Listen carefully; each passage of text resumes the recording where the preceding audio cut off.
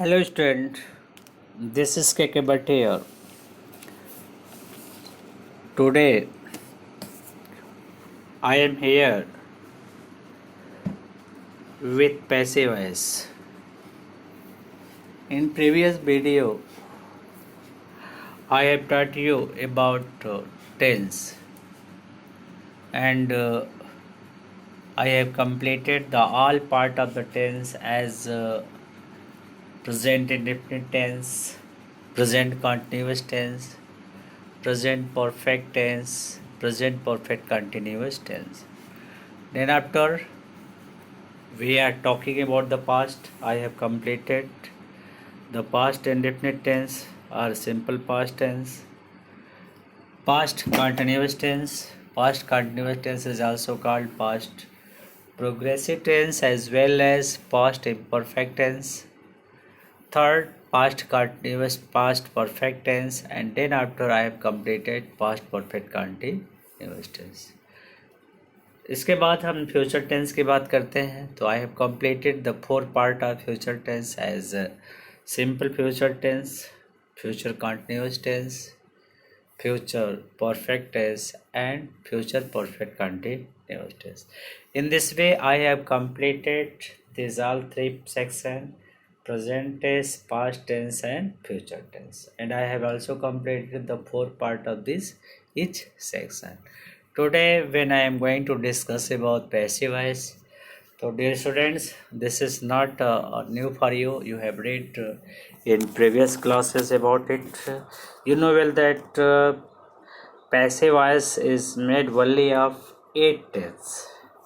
That is present indefinite tense, present continuous tense and present perfect tense. This is about present tense.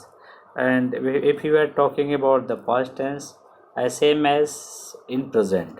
Past indefinite tense, we make passive voice of past indefinite tense, past continuous tense and past perfect tense.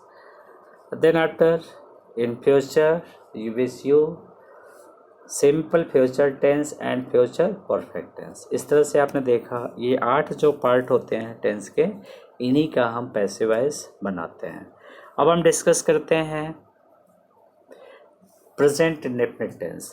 अब आपको tense के बारे में तो बता दिया गया है, प्रेजेंट इंडेफिनिट टेंस का स्ट्रक्चर भी हमने आपको समझा दिया है, और इसके साथ साथ जो तीनों पार्ट होते हैं पॉजिटिव, नेगेटिव एंड इंट्रोगेटिव, ये तीनों पार्ट के structures with example. I have completed this 3 part with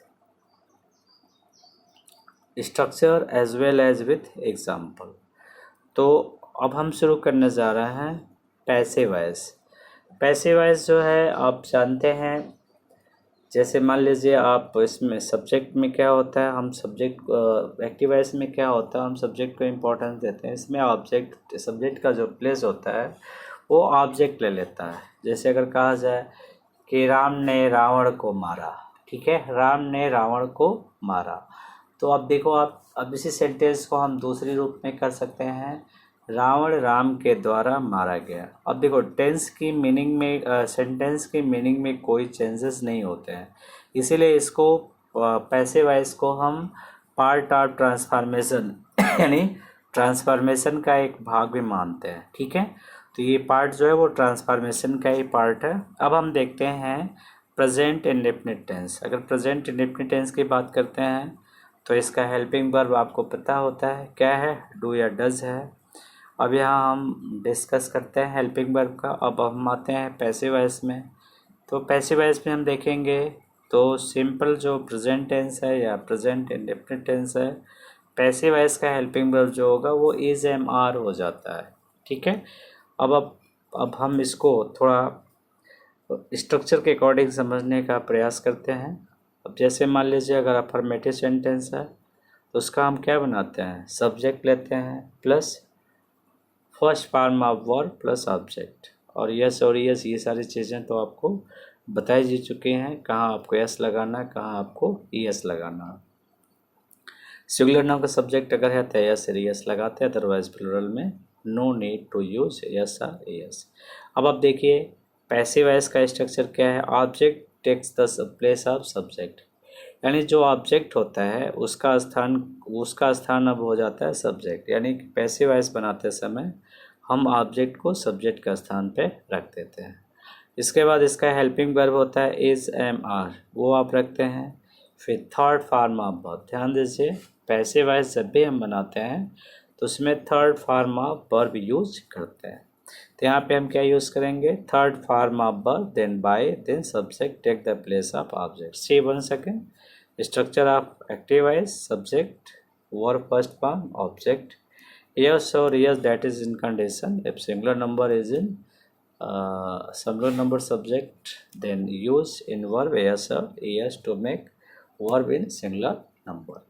अब हम देखते हैं पैसिव वॉइस में भी मैं आपको बताया object take the place of subject, is am are plus verb third form plus by plus subject object.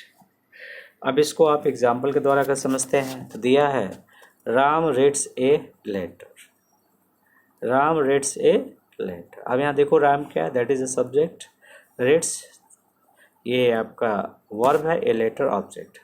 अब हम पैसिव वॉइस बनाएंगे तो हो जाएगा अ लेटर इज, सॉरी यहाँ पर रीड होना चाहिए, a letter is read by Ram, a letter is read by not, not यहाँ रिटन नहीं होना चाहिए, आप करेक्शन कर लेना, ठीक है। तो यहाँ होना चाहिए Ram, a letter is written by sorry letter is read by Ram, understand, read by Ram. See here the second sentence, she plays cricket in the garden। अब आप देखो यहाँ पे सी क्या है, सब्जेक्ट है, प्लेस वर्ब है, क्रिकेट आपका ऑब्जेक्ट है। अब इसको अगर हम पैसिव वॉइस बनाते हैं तो ये आपका हो जाएगा cricket is played in the garden bye her, cricket is played in the garden bye हर। तो आप यहाँ लिख सकते हो कि जो क्रिकेट है वो गार्डन बाय हर मतलब उसके द्वारा बागीचे में खेला जा रहा है, ठीक है। तो अब इसका पैसिव वॉइस हो जाएगा cricket is played in the garden bye हर। ये तो था अफर्मेटिव सेंटेंस। अब हम डिस्कस करते हैं नेगेटिव सेंटेंस के बारे में। नेगेटिव सेंटेंस में आप देखो इसमें जो है डू या डज के बाद नॉट लगाते हैं, यानी आप देखो यहाँ पे सब्जेक्ट है, डू है, डज है, नॉट है, verb for form object.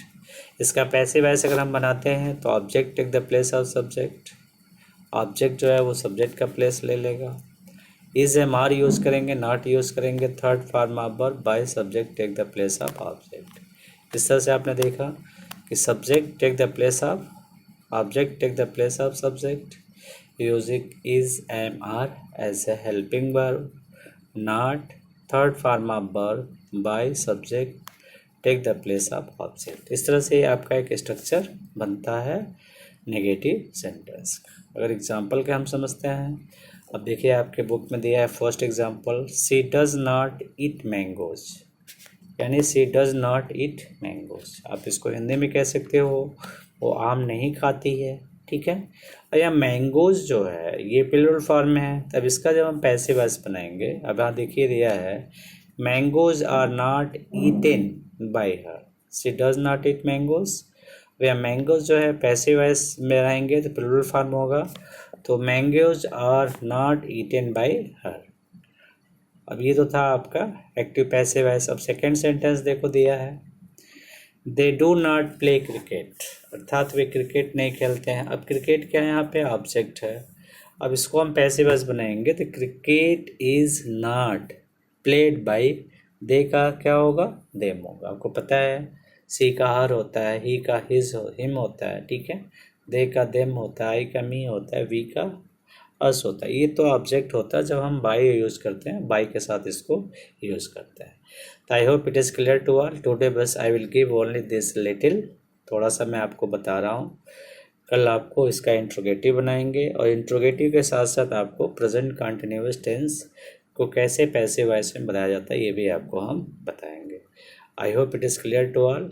I hope आप इसको अच्छी तरह से रिवाइज करेंगे। कम से कम इस पार्ट से अफर्मेटिव आप लेते हो तो 5 to 6 सेंटेंस बनाओ, नेगेटिव लेते हो तो 5 to 6 सेंटेंस बनाओ। I hope it is clear to all. Thanks to watch my video.